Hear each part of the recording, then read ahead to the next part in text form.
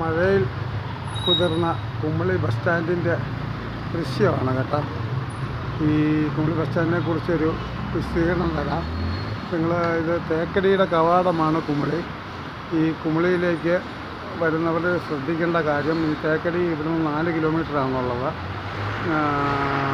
ഇതിൻ്റെ കൂടെ നല്ല മഴയാണ് ഇവിടെ. ഇപ്പോൾ മഴ ഇച്ചിരി കുറഞ്ഞപ്പോൾ ഞാൻ ഷൂട്ട് ചെയ്യുകയാണിത്.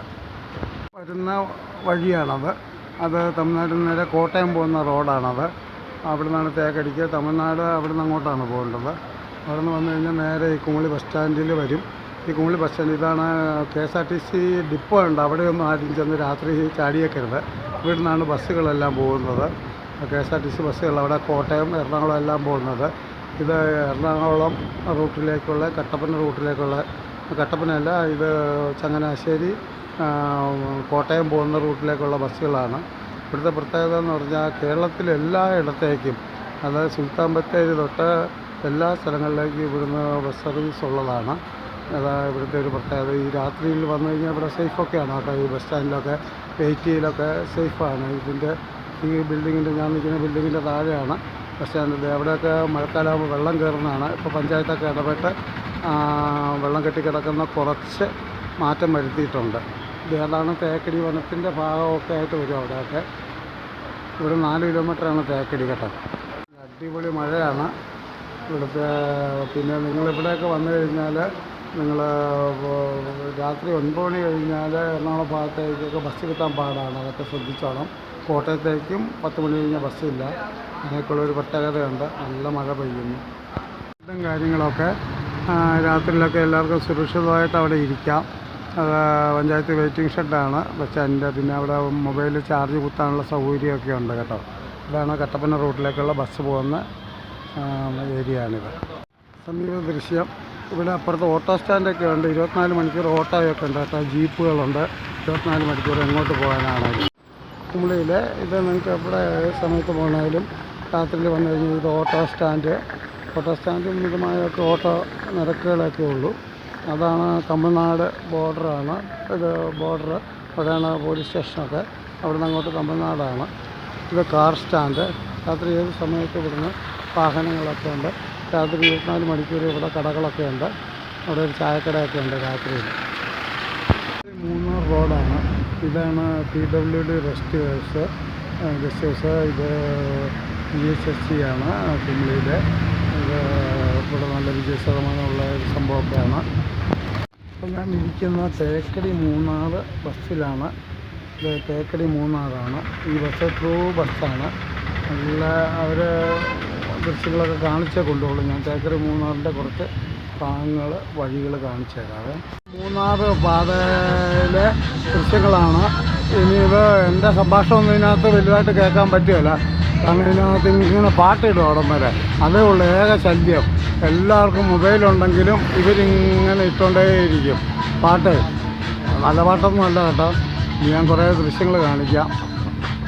എപ്പിസോഡിൻ്റെ ക്യാഷ് തൊട്ട് ഒരു 10 എപ്പിസോഡിൻ്റെ മൊത്തം ക്യാഷ് മുടക്കുന്ന എൻ്റെ ഒരു പ്രൊഡ്യൂസറായ ശ്രീകല VS ആണ് കേട്ടോ. അതിനൊരു നന്ദി ശ്രീകലയോട് പറയുന്നു. വിചാരിക്കുന്ന പോലെ ആ ടൗണിൽ വന്ന് രാത്രിയിൽ ഇറങ്ങിയിട്ടുള്ള ഒരു ലോഡ്ജ് കിട്ടാതൊന്നും വിഷമിക്കേണ്ട ആവശ്യമൊന്നുമില്ല. ഇവിടുന്ന് 1 കിലോമീറ്റർ 2 കിലോമീറ്റർ മാറി നിസ്സാര തുകയ്ക്കൊക്കെ ലോഡ്ജ് റൂമുകളൊക്കെ കിട്ടും കേട്ടോ. അങ്ങനെ ഒരു ഗുണമുണ്ട്. ഇതൊക്കെ റിസോർട്ടുകളാണ്. ഇവിടെ നിങ്ങൾ വിചാരിക്കുന്ന 5000 10,000 ഒന്നും ക്യാഷൊന്നുമില്ല ഇവിടെ. ഇവിടെയൊക്കെ തുച്ഛമായ തുകയ്ക്കൊക്കെ സീസൺ അല്ലാത്തപ്പോൾ കിട്ടും. അതുപോലെ തന്നെ നല്ലൊരു അന്തരീക്ഷമാണ്. ഇപ്പോൾ ഇവിടെ മഴയൊക്കെയാണ്.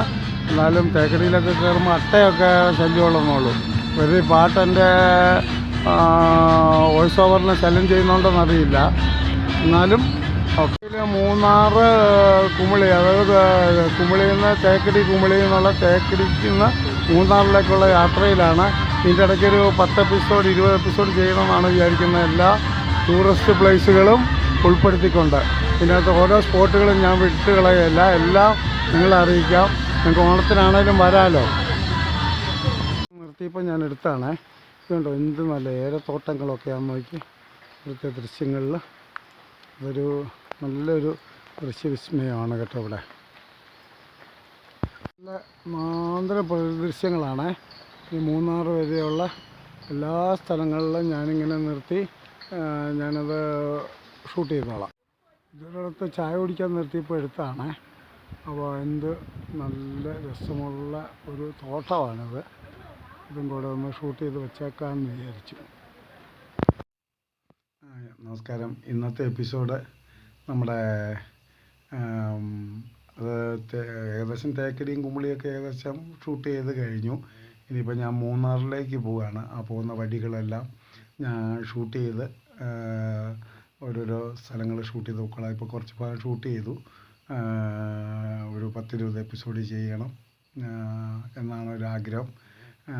കാരണം ഞാൻ പറഞ്ഞല്ലോ പണ്ട് ഫേസ്ബുക്കിന് 60,000 വാച്ച് മിനിറ്റാണ്. എനിക്കൊരു 10-30,000 ആയിട്ടുള്ളൂ. ബാക്കി കവർ ചെയ്യുകയും ചെയ്യണം. പിന്നെ ഈ പ്രോഗ്രാമുകളെല്ലാം നിങ്ങൾക്ക് ഇഷ്ടപ്പെടുന്നുണ്ടെന്ന് വിചാരിക്കുന്നു.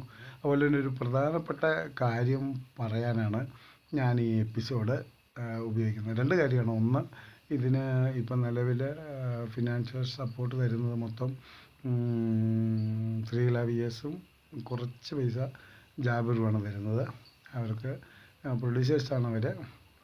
രണ്ടാമത്, ഞാൻ ഈ കഴിഞ്ഞ ദിവസം എനിക്ക് പ്രത്യേക സാഹചര്യത്തിൽ ഒറ്റയായതുകൊണ്ട് ആരെയും വിളിക്കാം.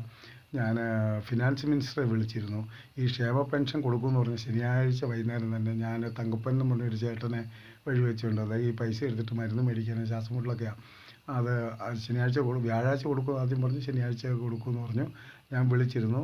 പുള്ളിയുടെ നമ്പർ 9400887700 ആണെന്ന് തോന്നുന്നു. എൻ്റെ കയ്യിൽ സേവ് ചെയ്ത് വെച്ചിട്ടുണ്ട്. ഞാൻ വിളിച്ചു, ഓഫീസിലെന്ന് വെച്ചു. അദ്ദേഹം തന്നെയാണ്. ഞാൻ പറഞ്ഞു ഇങ്ങനെയൊക്കെ അനൗൺസ് ചെയ്യരുത്, ഇന്ന ദിവസം കിട്ടും ഇന്ന ദിവസം കിട്ടും എന്നൊക്കെ. 10-60 ലക്ഷം പേരല്ല, 10-70 ലക്ഷം കുടുംബങ്ങളാണ്. ആ പൈസ കിട്ടിയാലും നിലവിൽ ഒത്തിരി പറ്റ് കാശ്, മുറുക്കാൻ തൊട്ട് വീഴി തൊട്ട് അവരുടെ മരുന്ന് തൊട്ട് അവരുടെ ചികിത്സ പോലും ഈ പൈസ പ്രതീക്ഷിച്ചിരിക്കുകയാണ്. ഇപ്പം ഇന്നിപ്പോൾ ഒരു യൂട്യൂബിൽ കണ്ടപ്പോഴാണ് ഇത് 30-ാം തീയതി കിട്ടുകയുള്ളൂ, ഇന്ന് കൊടുത്തോളൂ, ഇന്നലെ വരെ അനൗൺസ് ചെയ്തു. ഈ വോട്ടിന് വേണ്ടിയിട്ട് ഇങ്ങനെയൊന്നുമല്ല ചെയ്യേണ്ടത്. ആദ്യം ഒരു മന്ത്രി എന്ന് പറഞ്ഞാൽ PJ പ്രസിഡൻ്റായിട്ടിരുന്ന കാര്യമൊക്കെ പറഞ്ഞല്ലോ ഞാൻ. അധികാരം എന്താണെന്നറിയാമോ? ഒരു നിസ്സാരം പഞ്ചായത്ത് പ്രസിഡൻ്റ്. ഒരു മന്ത്രിക്ക് അതിന് സെർവർ കംപ്ലയിൻ്റ് ഒന്നും പറയരുത്. ഇവിടെ ഗൂഗിൾ പേയും ബാങ്കിൻ്റെ എല്ലാ സെർവേഴ്സും ഇതാകുന്നുണ്ട്. അപ്പോൾ അങ്ങനെ ചെയ്യരുത്. നിങ്ങൾ ഇപ്പോൾ 30-ാം തീയതി കൊടുക്കുന്ന സംഭവമാണ് ഇന്നലെയും കൂടെ അനൗൺസ് ചെയ്തത്.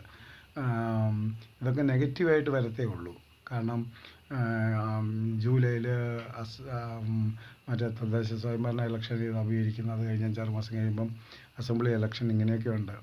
ഇത് ഒരു കാര്യം വ്യക്തമായിട്ടറിയണം. ഞാൻ മന്ത്രിയെ നേരിട്ട് വിളിച്ച കാര്യമാണ് ഞാൻ പറയുന്നത്. അദ്ദേഹം പറഞ്ഞ് ഞാൻ പരിഹാരം ഉണ്ടാക്കാം, ഞാൻ ഇടപെടാം എന്ന് പറഞ്ഞ് ആണ് വെച്ചത്. ഇടപെട്ടു. പിറ്റേ ദിവസം എല്ലാ പത്രങ്ങളിലും വന്നു. പെൻഷൻ തിങ്കളാഴ്ച തൊട്ട് കൊടുത്തു തുടങ്ങുന്നു. പിന്നെ അത് തിങ്കളാഴ്ച പിന്നെ അനൗൺസ് ചെയ്തു. പിറ്റേ ദിവസം, അതായത് ശനിയാഴ്ച വിളിച്ച് ഞായറാഴ്ച പത്രത്തിൽ തിങ്കളാഴ്ച തൊട്ടെന്നാക്കി. അതേനോട് അയ്യോ നാളെ ഞായറാഴ്ചയാണല്ലോ എന്ന് പറഞ്ഞു. നമ്മൾ ഒത്തിരി ബുദ്ധിമുട്ട് അനുഭവിക്കുന്ന ആൾക്കാരാണ് കേട്ടോ എന്ന് പറഞ്ഞ്. അതുകൊണ്ട് പ്രതീക്ഷിക്കൊന്നും വേണ്ട. 5-ാം തീയതി ഉള്ളത് അന്ന് അനൗൺസ് ചെയ്തിരുന്നു. ഈ 5-ാം തീയതിയാണെങ്കിൽ 5-ാം തീയതി എന്ന് പറഞ്ഞാൽ പോരെ. ഇത് പ്രതീക്ഷിച്ചിരിക്കുന്ന ഒത്തിരി പേരുണ്ട്. നിങ്ങൾ വിചാരിക്കുന്നത് ധനികരൊന്നും അല്ല, ഇത് തീരെ ദരിദ്രരാണ്. അത് 1-2 പേരല്ല, 60 ലക്ഷം പേര്. കേരളത്തിലെ 60 ലക്ഷം കുടുംബങ്ങളാണ്. 2 പേർക്ക് ഭാര്യയും ഭർത്താവും വയസ്സായ മക്കളൊന്നും സഹായിക്കാത്തവർ കാണും. അപ്പോൾ 60 ലക്ഷം കുടുംബങ്ങളാണ്. മൊത്തം കണ്ട് 4.5 കോടി കുട്ടികളും കുഞ്ഞിപ്പിള്ളേരും ഒക്കെ അടിച്ച് 4-5 കോടി ജനങ്ങളേ ഉള്ളൂ. 60 ലക്ഷം എന്ന് പറഞ്ഞാൽ 60 ലക്ഷം കുടുംബമാണ്. എത്ര വീടുകളുണ്ടെന്നൊന്ന് കണക്കാക്കിയാൽ മതി കേട്ടോ. നന്ദി, നമസ്കാരം. അടുത്ത എപ്പിസോഡിൽ വീണ്ടും കാണാം.